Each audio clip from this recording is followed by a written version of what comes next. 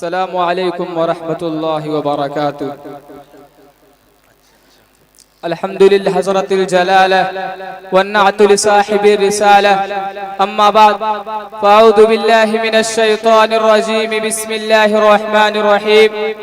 واعتصموا بحبل اللہ جميعا ولا تفرقوا واذكروا نعمة الله عليكم إذ كنتم أعداء فألف بين قلوبكم فأصبحتم بنعمته إخوانا، صدق الله العظيم۔ عقابی روح جب بیدار ہوتی ہے جوانوں میں، نظر آتی ہے ان کو اپنی منزل آسمانوں میں۔ نہیں تیرا نشیمن قصر سلطانی کے گنبد پر، تو شاہی ہے بسیرا کر پہاڑوں کی چٹانوں میں۔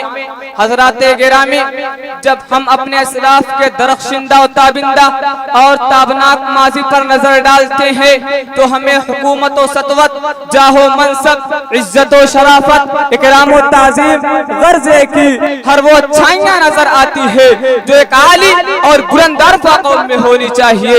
وہ معزز تھے زمانے میں مسلمان ہو کر، وہ معزز تھے زمانے میں مسلمان ہو کر، اور ہم خار ہوئے تارک قرآن ہو کر۔ حضرات گرامی، آخر وہ کون تھے جنہوں نے مشرق سے لے کر مغرب تک اسلام کا پرچم لہرایا؟ وہ ہمارے ہی آباء و اجداد تھے۔ آخر وہ کون تھے جنہوں نے ستاروں پر کمندے ڈال دی؟ وہ ہمارے ہی آباء و اجداد تھے۔ آخر وہ کون تھے جنہوں نے 313 کی تعداد کے ذریعہ 1000 کو شکست فاش دی؟ وہ ہمارے ہی آباء و اجداد تھے۔ حضرات گرامی، گمادی ہم نے جو اسلاف سے میراث پائی تھی، گمادی ہم نے جو اسلاف سے میراث پائی تھی، سریا سے زمین پر آسمان ہم کو دے مارا۔ میرے محترم بزرگوں اور دوستوں، آخر وہ کون سی چیز تھی جس نے ہمارے آباء و اجداد کو سریا تک پہنچا دیا تھا؟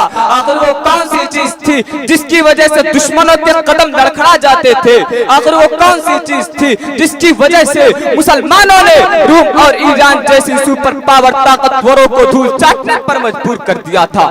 وہ طاقت صرف اتحاد اتفاق کی تھی۔ اسی اتحاد کے نتیجہ میں مسلمانوں نے اندلس میں حکومت کی تھی۔ اسی اتحاد کے نتیجہ میں مسلمانوں نے بغداد میں حکومت کی تھی۔ میرے محترم بزرگوں اور دوستوں، آج ہمارا اتحاد ختم ہو چکا ہے، ہماری صفیں بکھر چکی ہے، بھائی بھائی کا دشمن بن چکا ہے، بیٹا باپ کی سننے کے لیے تیار نہیں۔ آج ہمارے اندر سے محبت، بھائی چارگی، اخوت و انسانیت کا رشتہ ختم ہو چکا ہے۔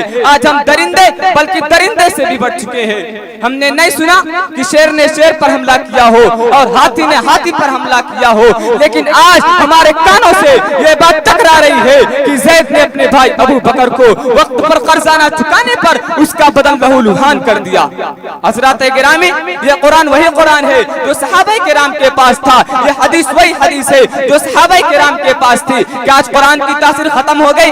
کیا آج حدیث کی تاثیر ختم ہو گئی؟ کیا آج اللہ نعوذ باللہ غائب ہو گیا؟ نہیں مسلمانوں، یہ قرآن اپنی طاقت و تاثیر کے ساتھ قیامت تک کے لیے تھا، ہے اور رہے گا۔ یہ حدیث اپنی طاقت و تاثیر کے ساتھ قیامت تک کے لیے تھی، ہے اور رہے گی۔ میرے محترم بزرگوں اور دوستوں، کمی ہماری ہے، غلطی ہماری ہے، کم بختی ہماری ہے کہ آج ہمارے درمیان بھائی بھائی کا جھگڑا شروع ہو گیا ہے۔ آج ہمارے درمیان مسجد مسجد کا جھگڑا شروع ہو گیا ہے۔ آج ہمارے درمیان گاؤں محلوں کا جھگڑا شروع ہو گیا ہے، حالانکہ قرآن کہتا ہے ان اکرمکم عند اللہ اتقاکم، کہ اللہ تعالیٰ کے نزدیک سب سے زیادہ مکرم و معزز شخص وہ ہے جس نے تقوی اختیار کیا۔ حجۃ الوداع کے موقع پر نبی کریم صلی اللہ علیہ وسلم نے تقریباً 1,24,000 صحابہ کرام کو مخاطب کرتے ہوئے فرمایا کہ اے لوگو، کسی عربی کو کسی عجمی پر اور کسی عجمی کو کسی عربی پر کوئی فوقیت نہیں، اگر دی جائے گی تو تقوی کے بنیاد پر دی جائے گی۔ لہٰذا اے مسلمانوں، اگر ہم کامیابی و کامرانی چاہتے ہیں تو ہمیں ایک پلیٹ فارم پر جمع ہونا پڑے گا، اتحاد اتفاق کو اپنانا پڑے گا، اتحاد اتفاق کے درس کو اپنانا پڑے گا۔ لہٰذا ایک ہو مسلم حرم کی پاسبانی کے لیے، ایک ہو مسلم حرم کی پاسبانی کے لیے نیل کے ساحل کے کرتاب خاکی کا شغر۔ وآخر دعوانا الحمدللہ رب العالمین۔